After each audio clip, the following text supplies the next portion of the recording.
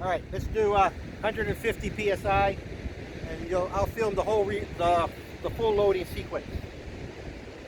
Snare.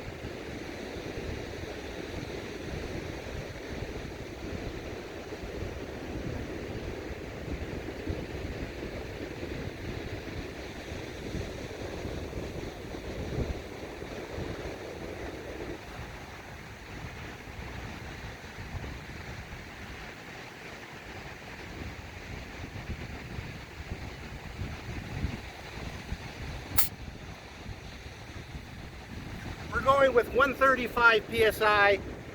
Just I wasn't sure about the 150. So let's stand by and let's shoot it.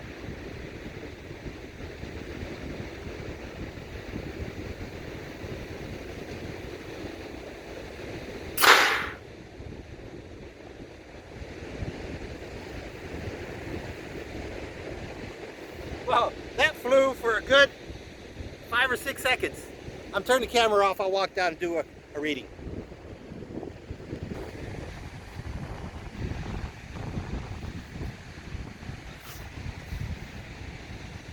Yeah, I'm still not sure how this camera's working out. That last shot was 130 yards at 135 psi, 45-degree angle. I don't think I'm going to go any farther, any higher than 130 psi. I don't think I need to.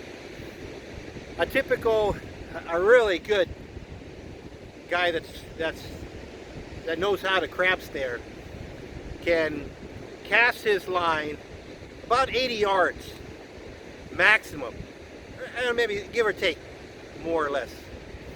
I can only cast 33 yards, or maybe, I don't know, around 40 yards, half the distance.